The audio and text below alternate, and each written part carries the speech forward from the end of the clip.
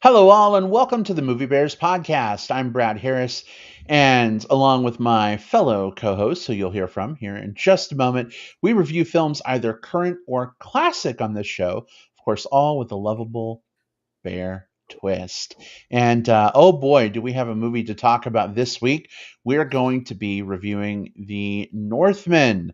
If you need to get your fill of half naked or more question mark Vikings, this is the Mm. movie for you. But I'm very anxious to hear the thoughts of my co-hosts. We haven't really talked about this movie much between us because we like to save ourselves for the podcast, kind of like saving yourself for marriage. Well, Oh, I guess so. no, no, I couldn't bring myself to wait for marriage. But we're definitely going to have some great conversation, I feel. So let's get these co hosts introduced because I love them. They are dear to my heart. Hopefully, they are to yours. Jim Pugliafico is with us on the show this week. Hi, sweetheart. How are you? Hello. How are you doing? I'm doing good. Let's see. It's another midweek break where we get to talk about movies, so this excites me. Yeah, definitely good to kind of break the week up a little bit, have some Mm. camaraderie, and chat about Movie talk. movies. Yeah. Yeah, Yeah. always a good We time. got a we got a juicy one to talk about today. That we do, indeed. Speaking of juicy, Will Lindis is with us this week, resplendent in a Viking-esque outfit. He's got a hand axe and a harness, and crown feels like the wrong word. Will, what would you call it? Leather headpiece. Okay, Yes, it's a circlet, a leather circlet. a We'll say. circlet. There you go. Well, you're Yes. very much looking the part. Those who are listening to the audio version are missing out on this, but Will, welcome. How are you? I'm doing great. I heard you summoned the North Bear, and I decided I had to show forth and do battle with this film, or do battle alongside this film. We'll find out soon. No, I'm doing great. Punchy, I guess. When we got when we were getting ready for this particular review, I remembered I had all this Ren Fair gear that I haven't been able to use for the last couple of years because of, I don't know, global pandemic and all that stuff. So figured, why not now? Why not There you now? go. There you go. Well, awesome. Truth be told, many of us probably have some leather gear stored away somewhere that probably could be put to use as Viking attire. I would not. I would not be surprised if there's some within arm's reach of Brad himself. Possible. It's possible. Could I be. definitely have some leather gear that hasn't seen much use since the pandemic started. But Not necessarily Ren Fair. come to Bigger Vegas. Maybe you'll see it on display. There. Anyway. Well, we got a lot to talk about tonight with our review of The Northman. Jim, Will, what do you say we dive right on in? Yes, let's sail on. Yes. Yes, let's do that. Yeah. Let's do it. Punchy indeed. I love it. All right. Here we go then. We're going to jump into our movie discussion. But before we do, just real quick, if you're new to our show, you're not familiar with our format, we like to talk about films completely spoiler free for about 15 minutes before we open things up to spoilers. So if you're like, I'm listening, but I haven't seen The Northman yet, I don't want to be spoiled.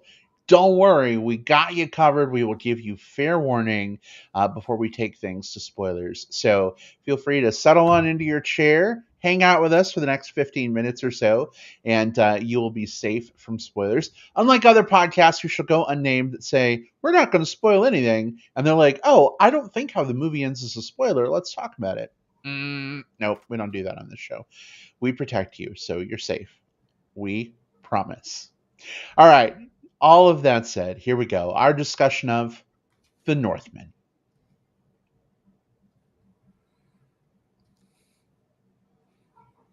All right. So, Will, if you don't mind getting us started, for anyone who may be unfamiliar, what the hell is The Northman about, and what were your initial thoughts? Absolutely. So, The Northman is the new film by director Robert Eggers. We've talked about his films before on the show. He previously gave us The Witch, which we were, I think, all collectively fans of, and The Lighthouse, which I think all of us liked, but now I'm not sure. I think so. Yeah. Yeah. Strong films that really tell about the horrors of history through either a supernatural or a paranoid lens, using a lot of intensive research into the language and the clothes and the mythology of those eras. And with that, we have his third film, The Northman, which takes that same approach and applies it to a story of Vikings, specifically this one young Viking prince who one day, one fateful day, his father is killed, his mother is taken, and the man that was responsible for those acts has taken power. And as he grows up, he becomes a berserker, a barbarian, a Viking of his own, comes into his power and goes on a mission to, as he repeats so many times, both in the trailer and in the movie, avenge my father, save my mother, and kill the guy that did it. This is definitely the most accessible of Robert Eggers' films, and what I mean by that is I think there are some heavy parts of, like, The Lighthouse. I mean, it's a black and white film that used a lot of paranoia and sort of people weaving in and out of their the way that they interact with one another in a way that can be, you know, a bit punch drunk for some audiences, right? I don't think that there's going to be a lot in this film that audiences aren't going to get, right? You know, it is a very straightforward story of action, revenge, definitely some mythology woven in there, but all in a way that works, I think, on the surface. That said, I think it still has those things that Robert Eggers does so well. This feels of the period. This feels, you know, as much as a movie can, because it's a fictional narrative brought to life, but, you know, it has the feeling of authenticity, and that feeling of authenticity goes a long way. Alexander Skarsgard is our lead here, and he has definitely filled himself out into a beefy performer. He is muscle clad and dripping in grime and sweat as he cut swaths across this movie. I really like what he did here, to be honest. He's an actor who, since Game of Thrones, I haven't fully been in love with everything that he's done. Like, I've been waiting to kind of find a film that really worked for me, and I think this one does. Nicole Kidman is in a pretty solid role here. I think the standouts for me, Willem Dafoe, who has collaborated with Robert Eggers in the past, is an absolute standout. He brings this madcap insanity to the film, the film, and the roles that he plays. Ethan Hawke plays the father, and he's almost unrecognizable in how much he embodies this role. I always think of Ethan Hawke as like sort of like a younger, heartthrobbier actor, and he has definitely shed that here. And beyond that, of course, Anya Taylor-Joy, you know, she's another person who's collaborated with Eggers before. I think she's quite good here too. Do I think that this movie is as focused as maybe his other two films? Probably not. You know, I think that this is a really, really, really good movie that I think most audiences will watch. I'm happy that it was made. This was a $90 million budget film that allowed, like, you know, historical language and this director who's known for doing kind of weird things to still do some of those weird things. You don't get a lot of that. Nowadays, it's only low budget indies, broad comedies, or big budget, like comic book, sci-fi, action flicks. You don't have a lot of these like mid-high tier films geared, you know, towards adults that exist the way that they do, and, you know, the way that they used to. So I'm glad that this exists. I wish it made more money, but I mean, I think that's just the way these kind of mid-budget films are going, unfortunately. But if you want to support mid-budget films, this is a great one to do it with. I strongly recommend it. I think it's a lot of fun. Go check it out. All right. Thanks, Will, for your big ol' recommend. Jim, how about you? How did this movie land? Yeah, it's going to be a recommend from me. Spoilers. I really like this film. I mean, I've really loved all three of Robert Eggers' feature films, starting with The Witch, which is probably still my favorite. This one might slip into second place for me. And Will, I know there's a couple things you mentioned was the focus of the movie. You didn't think it was quite as strong in this. I think the focus of this one might actually be stronger than like The Lighthouse, but we'll talk about, maybe you're thinking of a different kind of focus than I am. I thought this film was very single-minded, and in terms of like, this is what you're getting from beginning to end. That's what you got, right? There's no there's certainly some madness portrayed in here, and some craziness, but you're right in that it was probably more accessible to a wider audience, right? This is a straight ahead Viking revenge action movie, and it had me from beginning to end. Like, there's really no let up in this movie. I don't think this, like, every single scene is like, okay, where's this going? Where's this going? And every single scene pretty much worked for me. I love the cast. For me, I think the standout was Nicole Kidman. She had a monologue in this movie that was like, kind of put my jaw on the floor. It was kind of a turn in the movie, and we'll talk about that in spoilers a little bit. Yeah, Anya Taylor-Joy, we pretty much love her in everything she's been in. She was in The Witch. She was not obviously in The Lighthouse. But yeah, I love this film, and I loved how it's interesting to me how a film like this, which is basically wall to wall action and kind of a driven adventure movie, doesn't do better in the theaters. I don't know what makes this a quote unquote like art film or art house film versus some other, big studio action thing like a John Wick or, something like that. I don't quite understand the distinction, and maybe we'll get into that more when we get into the discussion. But yeah, for me, this is a definite see it. This film looks amazing. It feels like you're being dragged through the mud and the blood, and every battle and the landscape that this movie puts on display. I would say definitely see it in the theaters if you have a chance, and if you feel comfortable still going to the theaters.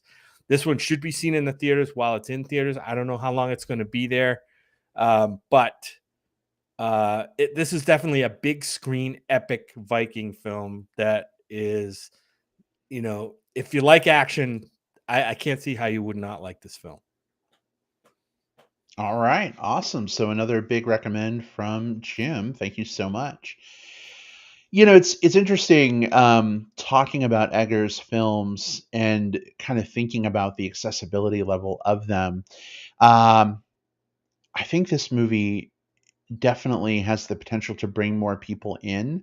I think the problem is that people hear, oh, this is from that guy who did that really like atmospheric, like jerk itself off horror movie. Oh, this is from that guy who had the black and white film with Willem Dafoe and Robert Pattinson that was just quoting sea shanties at each other the whole movie. Boo. And so people may not necessarily glom onto this film. And I think that's a mistake, because I agree with you guys that this is definitely an action adventure movie, more than some kind of like highbrow art house, art for art's sake kind of film. Eggers has done some really great stuff with The Witch and The Lighthouse. Both are great movies. But I think as the general audience goes, most moviegoers, this is the one that I think this is, the easiest to come to and enjoy, I feel. I loved The Witch. I liked The Lighthouse quite a bit. But I got to say, I think this one takes the top Eggers film slot for me. And, when it comes to the three of us, I think I am not as like art house movie ish as you guys are. So I tend to like a lot of the more like, just, I don't know, mainstream movies sometimes. And I don't think that's a bad thing. Yeah. So going into this movie, I knew I was probably going to like it because I like Eggers' work, but I was surprised actually how little like atmospheric whispering there was going on in this movie. I've had to turn on fucking subtitles for the last two movies when at all possible upon rewatching them, just to understand what the fuck people are saying and get the gist of what's going on. Here, I did not have to do that at all. From the first, scene of this film, you absolutely understand what's going on.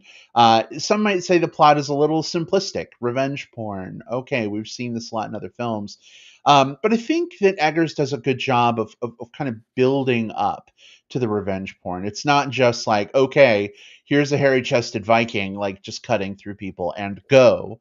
We kind of get to see the backstory set up, and I think I would have liked to have seen a little more of his like forging himself into this super Viking, but I don't know. I kind of appreciated that like we could both get this set up and jump in all at the same time. So I think Skarsgard was fantastic here. He did a really great job, not just because he looks delicious, although he absolutely does, but he really brings the gravitas to the role. I feel Anya Taylor-Joy is a pure joy in everything that she's been in.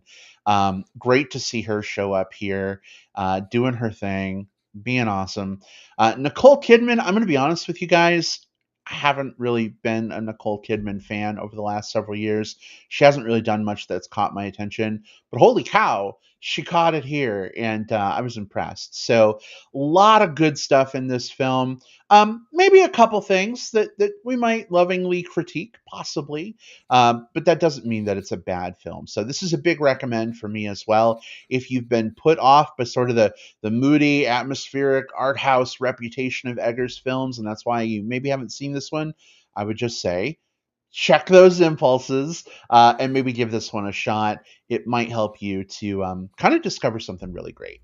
Yeah, I see this as sort of like this could be a gateway drug even for, because I think that there's this whole side of film that some audiences don't get a chance to go see because they come at it with certain misconceptions about what it is, and I think that, we all experienced with The Witch, and it's like one of the most pants-shittingly scary films that we've ever seen. Just not in a, masked monsters jumping out and Jump chasing you scare, down a hallway. Yeah, it's a very different type of scare, but it is intense. But there's a lot of people who might not have given it a chance. I think this is a good gateway drug, and I love that. Like the idea of film not just being experienced as what it is, but also as a door to other films of the like. It's like when someone goes and discovers their first like foreign language film of a specific type, like, oh, I haven't really watched any Korean films before. Let me go watch one.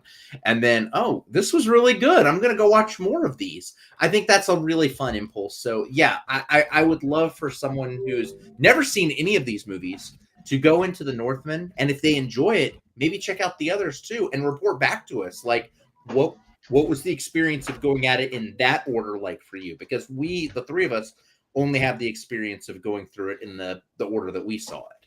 Right. I mean, this film for sure, all three of his films have like this super strong intensity in them, right? And the intensity isn't brought out through while the acting's all really good and supports the movie, the movies have a feeling to them, right? They had like The Witch has that like creepy vibe, and The Lighthouse has that like really off kilter kind of descent into madness kind of vibe, right? And this just has a straight ahead, stripped down, just I don't know how to describe it, but it's super intense, and there really no let up in the story. They're not dialogue driven. Babe, you talked about like in some of the movies having to put on the subtitles. Certainly in The Witch, right? The Witch, there's a lot of like quietly spoken stuff, and it's all done in a very like a period type of language that is hard to understand anyway, kind of what they're saying. Here it's much less so, but there's not a lot said. And even if there is stuff said that you don't quite catch, the way the scenes are set up and the way the action's set up, exactly what's being talked about without even really having to hear it. So to me, this is like I said, this is I really enjoyed this one, and probably maybe one that I will go back to, when it comes out on a streaming platform at some point. I have a few, nits about it, but I'll get into those in spoilers. But on the whole, I'll still be looking forward to the next thing that Eggers does. And Will, you would know this. This is not an A24 movie, right? This is not an A24 film. No, His first two were. his first. I know The Witch was, and I'm pretty sure The Lighthouse was. Right. So this one was done by Focus Features. Focus Features. Yeah. So you got to wonder, like, how that dynamic worked between the creator, Robert Eggers, and in the studio, and there must be something behind that. And that might come up. That aspect might come up when I get into spoilers a little bit more. Is the A in A24 for art house? Because this movie was not as art housey as the first two, so maybe they didn't pick it up. Well, I think also it's like this is a $90 million film, right? That's A24. They don't make that budget of film, at least not on the regular. So I think that was probably a big part of this. Was this is a filmmaker who wanted to do something at a different budget and a different range, so a different studio is the right fit. But I do also want to make sure that people aren't getting the impression like there's a lot of good action in this movie, but this is not an action movie, if that makes sense, right? Like when I think about an action movie, I think about a film where, the action set pieces, the rest of the film is sort of like coat hung on, right? Like a good example of that. And that's not a bad way. But you think about something like one of the Fast and the Furious movies, you have the action set pieces and the film is there to sort of draw you to and through all of those. Instead, this is a film about a personal vendetta, and one man's like intense drive, and it plays out through the violence and the action, or through the plotting, or through the buildup. Like there's a lot of scenes where there's not combat in this film, where it's him doing the things that are going to build him, move him in this, and move him closer to his goal. So I think that's important to realize too. For some, there's this movie. This movie balances a really fine line that I think if you're someone who wants, like, you want some of that just like fun action, that fun, like, beefy guys swinging blades at each other, you get some of that. If you want something where it's like, oh, I really want to understand this character's motivations and kind of how they are, you get that here. You want really good performances and a little bit of like weirdness kind of built in through some of the mystic stuff that happens here, you get that. You get some really good character performances as well. So this movie hits on a lot of different levels, and I think that's why it becomes such an accessible film. It's like a cross section of a few different genres that, again, becomes a great gateway and a great way for fans of art house, of noir, of dramatic period pieces, of action films, to all find something that they can really gravitate towards. Yeah, and I think that speaks a little to a comment that we have from Ben in the live chat. Hey, Ben, welcome. Glad to have you with us. He says, from the trailer, the plot is basically Conan the Barbarian. I hope there's a wee bit more to it than that. And I would say that's definitely true. One of the great things about this film is it definitely uses the action set pieces to kind of serve the overall plot, as opposed to it being a mindless, Michael Bay action film. So, Ben, it sounds like you have not seen The Northman yet. If fear of it being Conan the Barbarian is maybe making you stay away, I would say you don't necessarily need to be afraid of that from my perspective. And no shade against Conan the Barbarian. Like that movie, especially the score on the original Conan, is still, it's a lot of fun, but it's not the same movie. It's a very different, it's a very different flavor, even though they're in this like similar packaging but different flavor. Yeah, and I mean, there's parallels to be drawn between this movie and other movies. We talked about this being, the Viking, the Gladiator, right? I mean, but the movies are vastly different, right? Where Gladiator had a really strong emotional pull to the main character, and in this movie, and we might be able to say that might be to this movie's detriment. Although I don't think Eggers is really interested in having a strong emotional pull of the movie.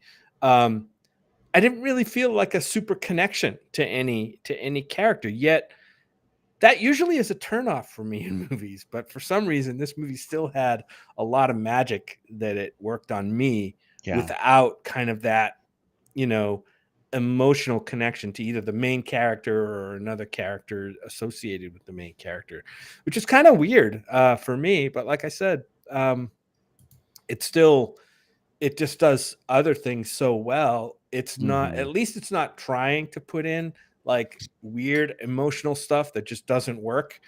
Like I said, this movie knows what it is. It's not going to try to play the gladiator on you and, have the string music playing as, he gets ready to fight or something. This is just straight ahead, knows what it does and does it well. Well, I think it's getting progressively harder to talk about this film without spoiling things. And I know there are several things that we want to get to. So I would say now is a good time to go ahead and make that break, make that jump. Jim, Will, are you on board with moving ahead to spoilers? Totally. Yeah, let's do it. All right. So, spoilers for The Northmen are officially fair game. I'm going to ramble for a few seconds to give you time to do whatever you need to do.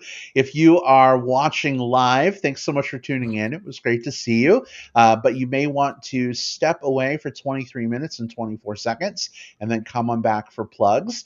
If you're listening to the magic of digital tape delay on Apple Podcasts, Spotify, Stitcher, however you access your podcast content, use the time index in the show notes. Jim puts those there for you every week. Jim, thank you for all you do.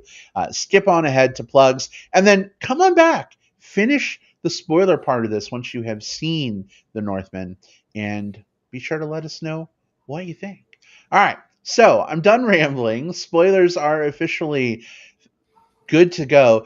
Jim, I want to start with something that you said before the spoiler jump, because that was a criticism or a niggle that I kind of had about the film. You made the comparison between like Gladiator and The Northman. And earlier I had mentioned that I wanted to see more of like the build up, right, of this character and his journey to get revenge. One of the things I think Gladiator does so well is you get that emotional resonance from everything that Maximus does in his journey to get revenge against Commodus, right? You see all the things that he goes through, how he's feeling about being a slave and having to fight, and you really get to get in that character's head. You get to see him sobbing like at the dead feet of his, wife and kid, and like the saliva's coming from his mouth, and all that stuff really makes it a very emotional, compelling story. I think here this movie falters a little bit for me because, yes, I understand wanting revenge, right, for his uncle killing his father and taking his mother. I totally get that. But that is a very like surface reason to like want to get this revenge. Like, in Gladiator, Maximus had all this back history with Commodus and all this other stuff going on, and I just feel like, I don't know, the central conflict here was a little too dimensional in comparison to some other films that I think maybe did this a little bit better. I was still super engaged. Obviously I enjoyed it very much, but I do find myself wishing there was more of that emotional resonance there for me, at least. Yeah, and I think some of that, you're right. I mean, it was missing. It was noticeably missing in this movie. And at certain points of the movie, I'm like, maybe do I really care about this guy? Is he somebody I can get behind for emotional reasons, or do I just want to see him just get to the end and like, destroy this guy that is also kind of an asshole? I'm not so sure our main character here is a good character, right? I don't think he necessarily is. I mean, he participated in Berserker stuff where they killed children and everything. So I think the movie, like I said, is not interested in making him a likable character. Otherwise they wouldn't have him do that stuff. But and then toward the end, I'm like, why is this movie trying to say something? And I don't know if the movie is trying to say anything other than, this single-minded bent on revenge is really just that. In the end, it's going to be empty. You know what I mean? I don't know. And was it empty for the character? Did he feel just justified at the end? We'll talk about the ending and how it turned out and all that stuff. But like, yeah, it's just a different way of looking at it, and it's definitely stripped down of all that emotional stuff. And I'm not saying that that's a good or bad thing. It's just a different way of looking at the story. Yeah, I think what Eggers is doing here, and I think what he's aiming for is, that saying that an eye for an eye leaves everybody blind, that sort of thing. And I think this movie is, as much as anything, sort of while it is a revenge fantasy, think like John Wick or Kill Bill or something like that. It is that film, but it is also a critique of the revenge fantasy. Because in this case, we almost have a situation where we definitely have a situation where the revenge itself is predicated on a misconception of who all of the different parties involved in the former crimes were. Not that it excused those former crimes at all, but it's a situation where one wrong begat another wrong, and it spiraled into this thing that left most people worse for wear here. And I think that's why it worked better for me to not have as much time spent with this character in between, because we could really just focus on who he was as a vessel for this like drive and ambition. That's where it clicked a little more for me. I do think that you do run the risk, though, of losing some of that when you start to see the connections that he has with the Anya Taylor-Joy character, the moments that do humanize him more and kind of pull him out of the intensity of the revenge that he's focusing on, and that gives him his out. I think that, to your point, if we had spent some more time doing something else with him, his decision to go through with the revenge at the end of the film, or to pull away from it and to maybe carve his own path, might have felt like there were more realistic options had we learned more about him. But as it was, I felt like by the time we got to that point, we knew what he was going to decide, because that was really the only thing we knew about him. So Yeah. I get where they were going for with Eggers. I like it. I think it's effective, but I do totally see where it loses a little something there in that final decision. Mm-hmm. I do like how the film does change things up on not only the main character, but on us, right? At the same time. Like, we see what unfolds with Amleth as a little kid, right? And his father, Ethan Hawke, whatever. And we're thinking the same way I think, anyway, at least I was thinking the same way the character is. Like, we viewed his mother one way, his father one way, and his uncle, right, in another way, based on what the movie gave us at that time. And then later in the film, we find out things are a little bit different, right? The whole motivation of the character maybe could have been different from the beginning, but still he is on this path, right? He's got blinders on and he's on this path, regardless of what kind of the reasons were, right? His father was not a great king and not a great leader. His mother was, just, I guess, sleeping with the brother. Well, not just sleeping with the brother. I mean, she was conspiring with him. Sleeping with and conspiring, but also, like, I mean, it's stated that the only reason she was a conquest herself, like that's the reason she was married to the king, was because he murdered and captured, Yeah. So even like her original reason for being the queen is predicated on the type of thing that Amleth wanted to rescue her from, not knowing that that was the situation that she was trying to escape. Yeah. It got into the weird stuff too when she gave her monologue, and then she's like, now she's thinking that he's the vanquisher, right? And so now she's kind of coming on to him as like her suitor, and which was very weird, right? She's got her own son in front of her, and she's trying to sweet talk him into having a relationship or whatever, that was really strange, that part. And I was there for it because, it's one of those things that kind of just knocked me back, like, oh shit, I didn't expect this. And and that's what, to me, that's what makes what draws me into the film. What do we think? What do we think that was a part that I had a problem with, right? I loved all of the Nicole Kidman stuff. I thought her motivations, her switch, the sort of like the bait and switch that we had with her was really good, right?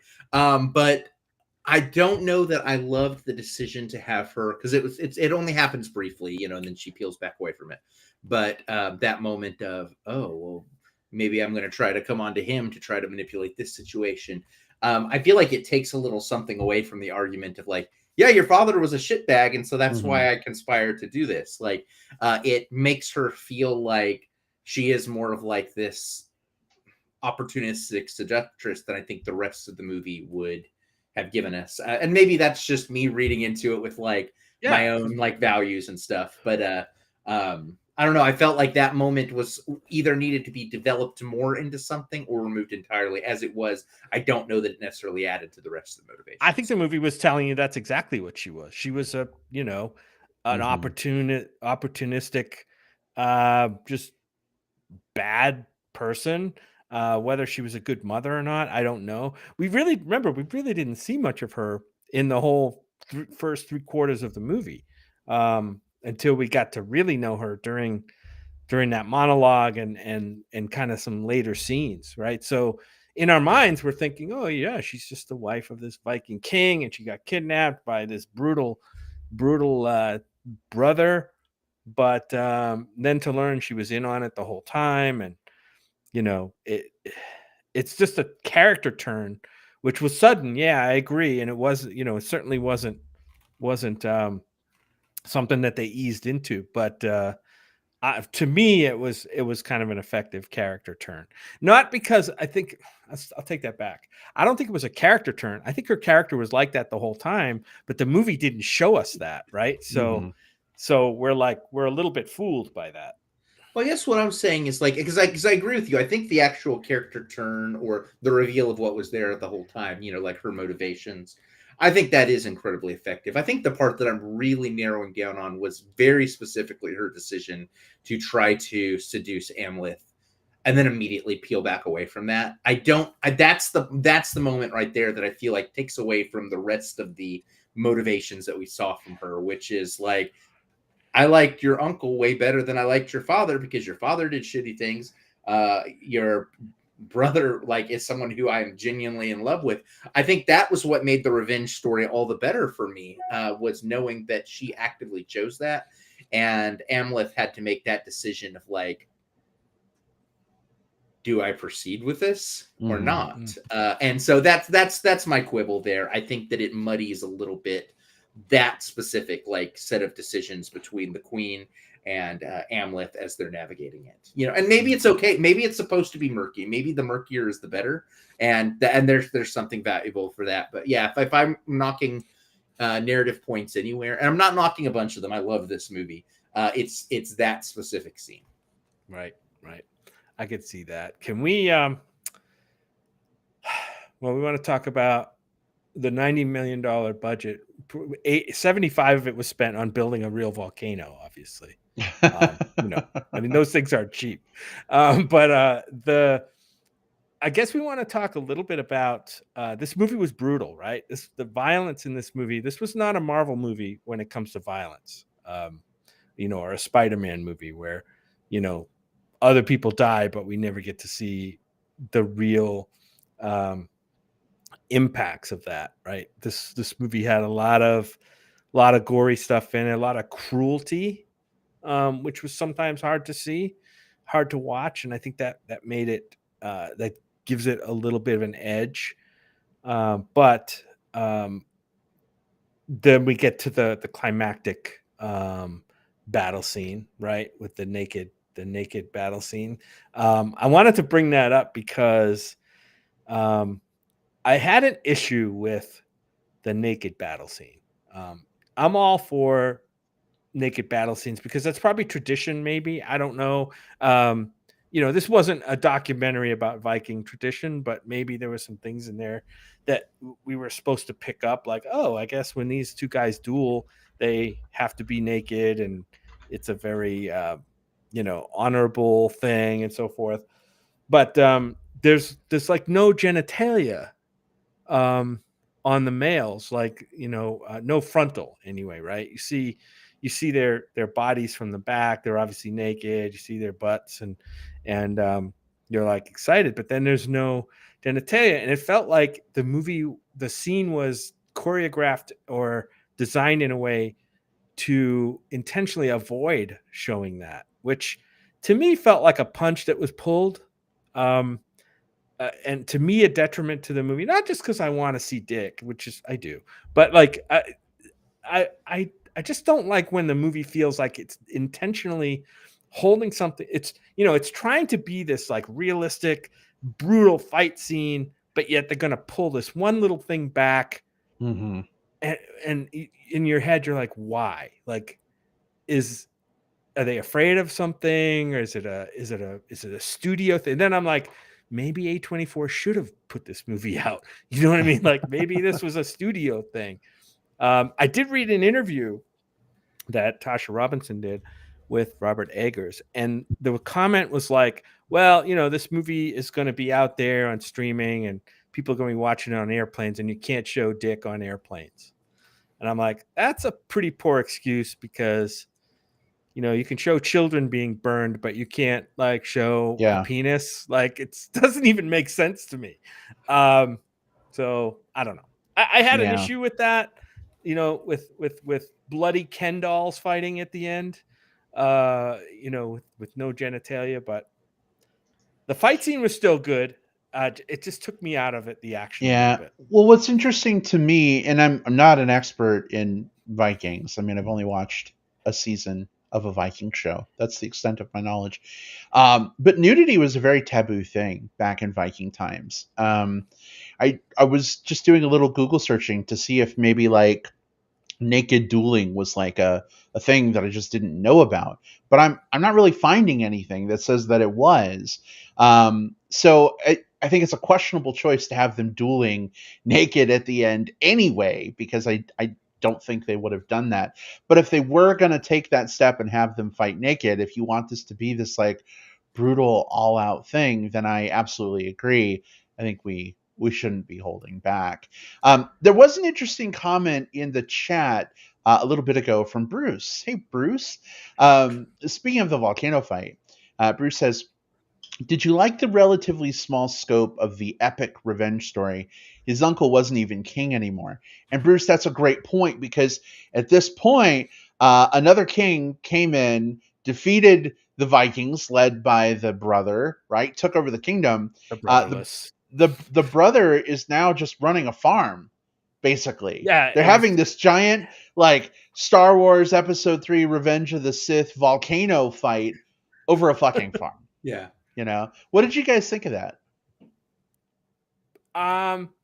It was weird for me earlier in the movie, not at the fight scene, but like it was weird when he encountered, I guess the guy's name was Folnir, when he encountered him again later in his quest for revenge, that he's just like, you're right, he's just running a little village or a farm or something, right? Mm-hmm. And I'm like, what happened here? Like this guy really took over the kingdom and didn't get a kingdom. That's weird in itself. But you're right, it was really strange. And I don't know about the nudity thing. The Northmen, I know that certain cultures, even today, Scandinavian cultures and stuff, nudity is not a problem for them. Like they do, they go into saunas and all kinds of shit, and they don't have that. So I don't know. Maybe I'm not a history guy, so maybe nudity was an issue, but they were already nude. But for some reason, that their genitalia was well hidden during the choreography and the effects of the fight, right? But yeah. So both of those points, I want to start by talking about the epic scope. and taking the kingdom out of it. And I think that was actually to the movie's benefit, right? Because if this is a movie about revenge, not about, this isn't Simba returning to get, his throne back. This isn't that story. This isn't a story about getting back like rights and titles and all of that. This was a movie solely focused on revenge, righting a wrong. And I think taking that element out of it lets us really distill it down to exactly what it is and exactly why he's doing it. So I think that worked. And it also made for some really cool scenes of him, of him hiding the weapon in the thatch of the building and kind of like navigating this farm. I thought that made for a really cool setting. I did read something from Eggers where he was doing some of his research, and I think it seems like the research inspired, and a lot of it was more he's back. Inspired. Yeah. Oh, okay. You still you here. froze. Can you hear me? You froze, and we couldn't hear you. Oh no! What was the last thing I said? I'll pick it up from there. What was the result of your Eggers research? Yes. In reading on something that he had said about the naked fighting, it seems like it is not really fully based on historical. It's not based on historical. It's based off of really his character, like what he's going for with the characters. He has this quote, and I'll just read it because it gets the point across. He says, the naked fighting is a stretch, I guess. And this is an article with an interview with GQ, by the way. The naked fighting is a stretch, I guess. Doing a tons of research, talking with historians, talking with archaeologists. This is the conclusion that I came to. In the Viking Age, nudity was a taboo thing. It was used in a ritual fashion when you're going into liminal states. These berserker warriors who are fighting naked or almost naked, they're using their human body as a threat. They're showing their courage and their bravery, that they're not going to get hurt by not wearing a shirt, but also it's threatening to people to see this naked body. My thinking is that this fight between a man and an uncle has been fated for 20 years. The duel itself becomes a ritual, and each man's nudity is used against each other as a threat. So he admits it's a stretch. So there you go. And so, and for me, I think that is a great way of looking at this. This is, again, like we're talking about really distilling things, stripping things down to its core elements. This wasn't about which man was, I've got all of the great armor. Oh yeah, but I'm scrappy. This is two men stripped down to the rawest parts of who they are, to this taboo version of themselves, fighting a fight where very likely neither of them are going to make it out alive. And, spoiler alert, they don't. And I think that's what makes it. It gives the scene a very primal feel. Ben, he says, "Oh, it's Viking Hamlet with excessive nudity." I'm in. Yeah, it's excessive nudity, but minus the peen. And I didn't have a problem as much with not seeing the peen. I think that it would have changed a few different things, like whether or not it's like socially acceptable or not. I know that when I'm personally picking a movie for a plane flight, if there's any nudity in it whatsoever, that's not what's going on my iPad. Whether or not it's societally okay one way or the other, that's not what I want to watch when I'm sitting next to someone. Now, but if there's people being decapitated, that's a different story. Sure. Which is a whole nother conversation. Yeah, whether that's right or not or whatever, it's the way it is, right? Like and that does go into like, now does that dictate why you should make certain movies the way you are? No, you make them for the story itself and with the budget and the audience. Yeah. Not, what you can see on a iPad on a plane.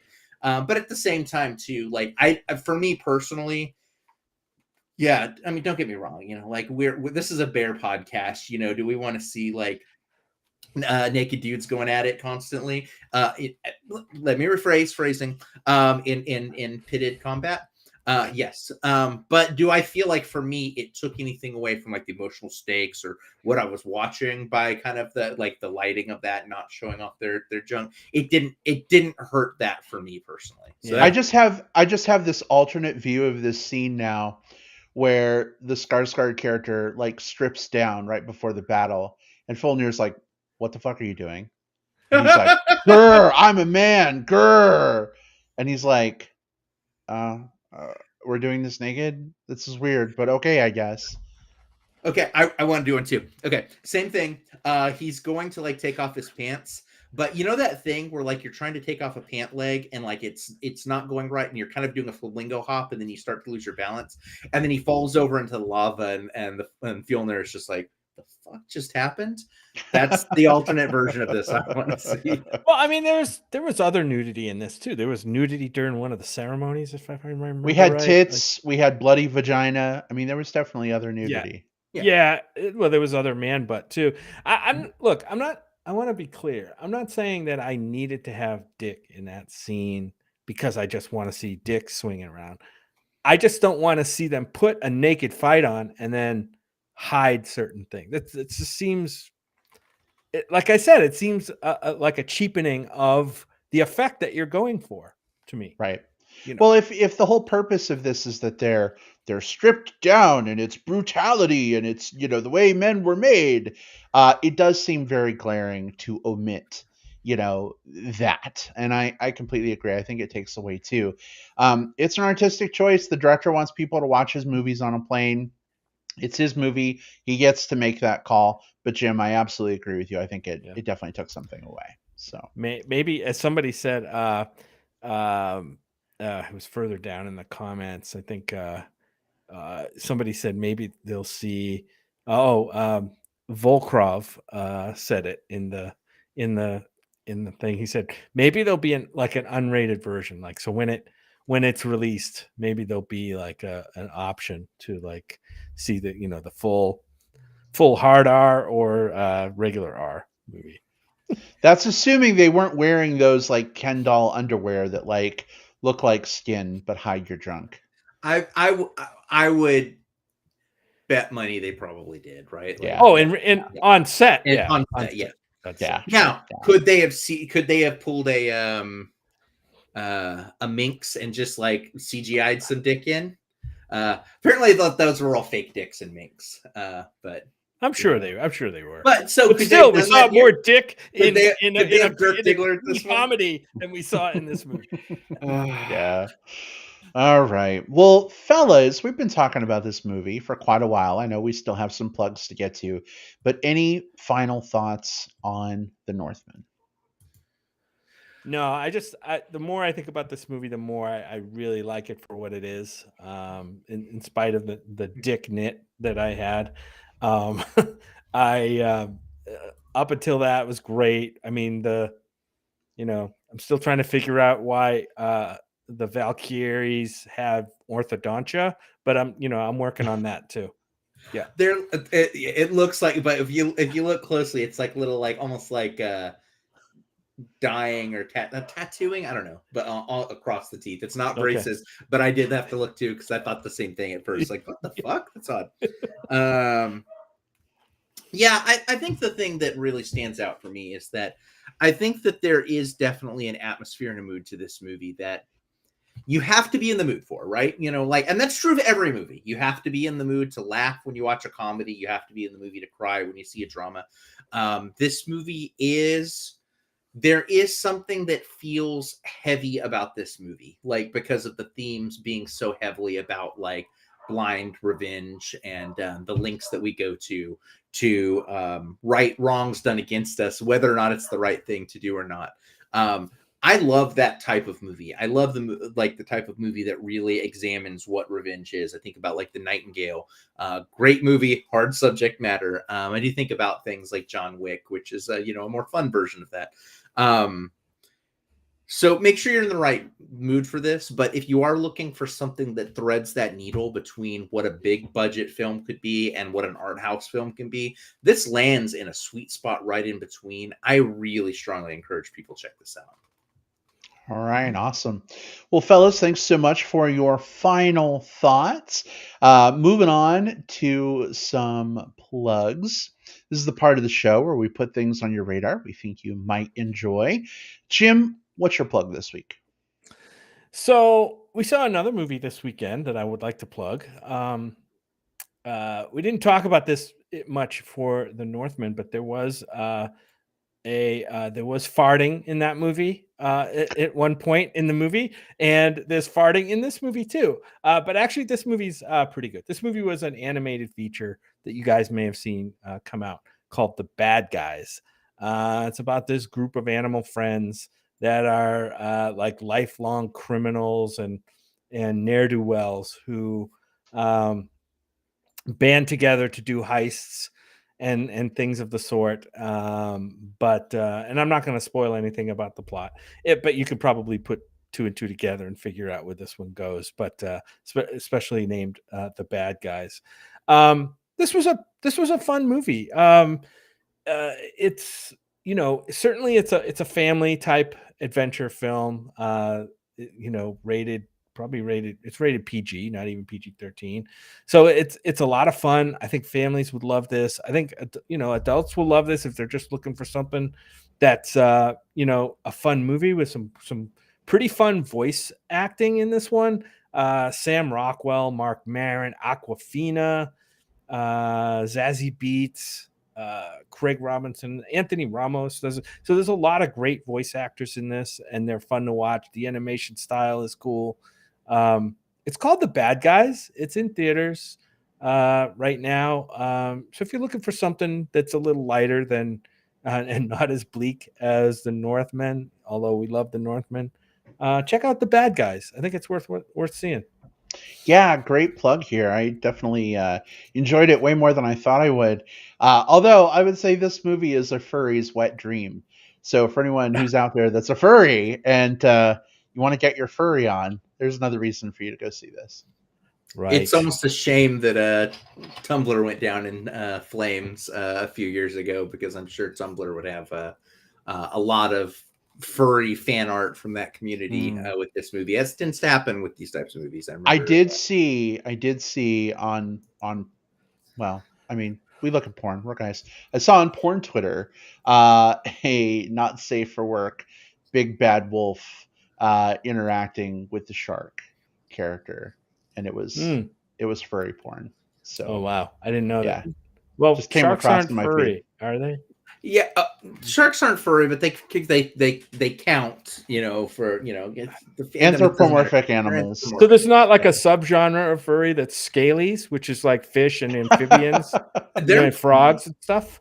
There probably is. I mean, I know there was, not to get too off on the tangent, but I remember there being a lot of similar stuff just showing up on the interwebs during, with King Shark from Suicide Squad, so. So yeah, there probably is. I don't want to go doing the research to find out for sure, to be honest. I can give you an answer, because I asked this question a few years ago at South by Southwest, and I apologize, I'm forgetting the name of the movie, but there was a half documentary, half fictionalized film about a couple of furries. Ruckus. And yes, thank you. Yes. Okay. Yeah. Wow. Well, great recall. We got to hang out with the director and kind of talk to him before going in to see the movie. Yeah. He gave us an interview, and I asked him that very question, Jim, because I didn't understand. I'd seen like fish type furries, and I was like, does a furry have to be a mammal, or can it be like other things? And the director of the film, who he himself, I believe, is a furry, said that any and all anthropomorphic animals, fish, whatever, can count as your fursona. So there you go. There's an official answer to your question from That's someone a great who would know. memory. That's a great memory. So let it be written. So let it be done. Right. Yep. That's good information and good to know. Although now I'm sad because I'm thinking about the Alamo Ritz, because that's where we saw it. That's where we saw that. Yeah. Yep. R.I.P. R.A.T.Z. I know. Yes. So sad that it's gone. All right. Well, bring us back up. Bring energy back into the room. What have you got for your plug this week? Let's go with... I want to talk about another movie I saw this last weekend called The Unbearable Weight of Massive Talent.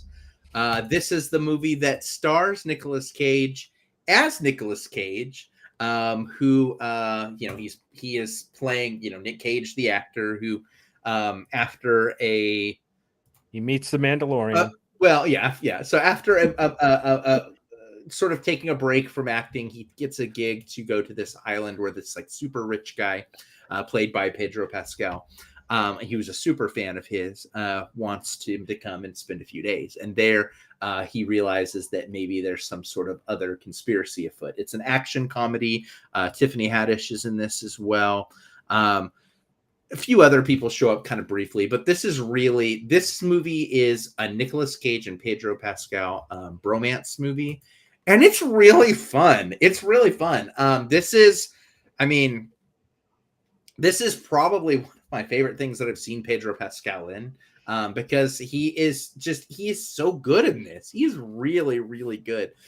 Nicolas Cage is one of those guys who I think he's one of those people like him and Keanu Reeves who I think are in sort of like a renaissance in their careers wise, where I think people are starting to lean into like recognizing like these are just who these actors are.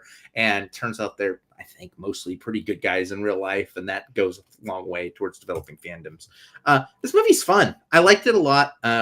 There's a little bit of like, this is definitely one of those like comedy movies where at a certain point, like the plot has to like catch up to drive the movie into like the last act, and it loses a little bit of its punch there. We saw it with The Lost City. We've seen it in probably every single one of these like action comedy movies where they have to now suddenly solve the thing that they're joking around about the rest of the movie. That happens here, and it's it takes a little bit of the wind out of the sails. But when this movie is at its best, when it's just like Nicolas Cage and Pedro Pascal riffing off of one another, it's really fun. And this is, again, Nicolas Cage is incredibly self-aware of himself and his persona and what he brings to the table. So yeah, it's the unbearable weight of massive talent. It's pretty good. I'd recommend it. Nice. Another South by. I think it was one of the headliners at South by, if I'm not mistaken, right, Will? Yes, it was. It was. Yeah. So Nice. Tell me, how did they handle the unintentional homoeroticism? Was that covered in the movie a little bit? The unintentional. Well, a little bit came through the trailer, like it was a bromance that was, maybe had some subtle innuendo. They never, and I think to this movie's credit, like this is Nicolas Cage, right? Like, and he's playing Nicolas Cage. So I think that it would have been very false if they had tried to, one, make the character suddenly LGBTQ when he's not, right? Well, or two, no, if they kind of played into like the jokiness of that. So this is a movie about like these two guys are friends, and where they develop a friendship, and whether or not it's sincere or not, that's part of the plot, and you'll have to figure that out.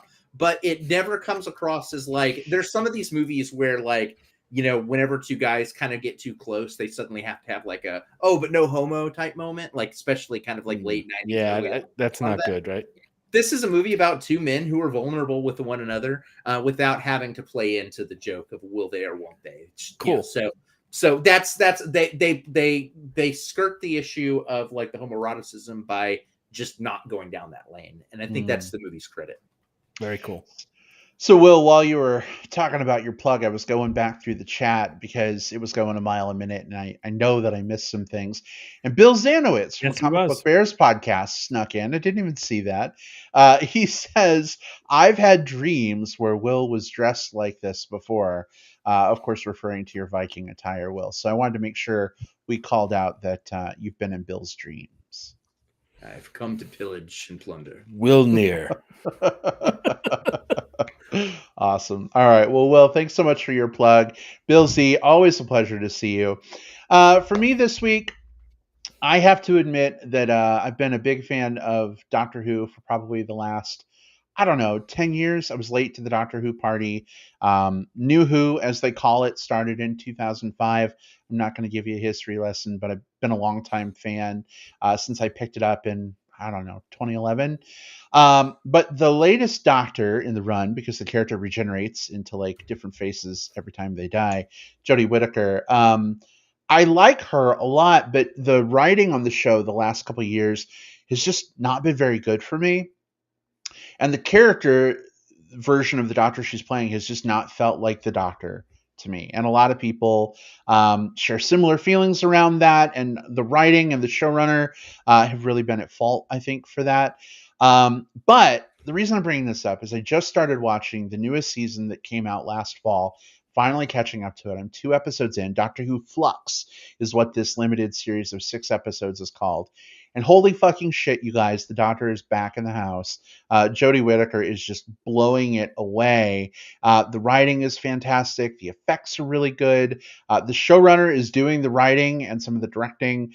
The showrunner is actually on his way out being replaced by someone who previously wrote Doctor Who and ran the show. But I just want to call out that if you started watching the Jodie Whittaker Doctor Who and you're like, this doesn't feel like Doctor Who anymore, I've kind of lost the thread of the character, Doctor Who Flux totally brings it back. I've already reached out to like 5 people who feel similarly to I do. They watched the first episode over the last couple days and they're like, oh my God, this is what we've been waiting for the whole time.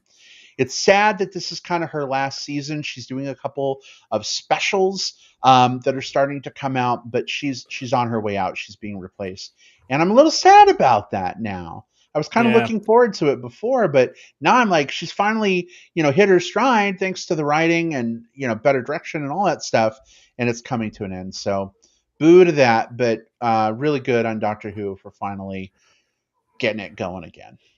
Yeah, I mean, it probably feels a little bit bittersweet, right? Like a little bit of missed opportunity for those early seasons, right? Where she was not being served very well by the showrunner and the writers. But on the other hand, going out strong, right? There's something to be said for that. So one thing that I've got a question for you about is because I haven't, I haven't watched in a little bit, but one of the strengths I think of Doctor Who is that while there's usually arcs like within the season, it's very much an episodic show, right? But there are some serial arcs that kind of go across. How this Doctor Who Flux that you're talking about. If someone were to either be just getting into Doctor Who or coming back, could they jump right in here, or would you feel they would need to do some catch up to get back to this point? That's a good question. How good an entry point is this? Yeah, I think that the season tries to kind of renew things a little bit and serve as a jumping on point. It brings in a new companion who you meet for the first time, who's going to travel with the Doctor. And through that companion, you start getting introduced to things like the TARDIS. What is it? How does it work? Why is it bigger on the inside? Who is the Doctor? What are they all about? So through the lens of that character, I think someone who is new to Doctor Who or who's been away for a while can kind of come back in. I will say, though, that was a cat on your desk. Cat attack! I will say, though, they are continuing some thread work that they did in the previous season to this one that you would probably need to read up a little bit to kind of understand what's going on. So to answer your question, I mean, yes and no, if that makes sense. But thankfully, there are a lot of Whovians out there who'd be happy to give you like a 2-minute, brain download as to maybe what's going on that you need to know, if that's helpful. Cool. Yeah. That is helpful. Cool. All right. Well, thank you so much to everybody who joined us this week on the Movie Bears podcast. We had a bunch of people hanging out with us in the live chat. Sorry we didn't get to every comment. We tried to highlight those where we could, but always a pleasure to have you join us. I've heard some folks who can't be here live because it's a work night. They have families, they have stuff going on. They don't get to tune in live, but they listen through like Apple Podcasts or Spotify. And one of the things that they were calling out was that not my shitty audio 2 weeks ago. No, although, the static was crazy. Still don't know what's going on there. But they were just calling out that they miss kind of being able to be part of the discussion that we're having because they're listening to the episode sometimes 2 or 3 weeks after it's recorded. What I would say to that, and I said it to them, but I'll throw this out there for everybody. We're talking about movies all the time amongst ourselves on social media. Definitely plenty of ways to be part of that conversation. We are on Twitter at MB Podcast.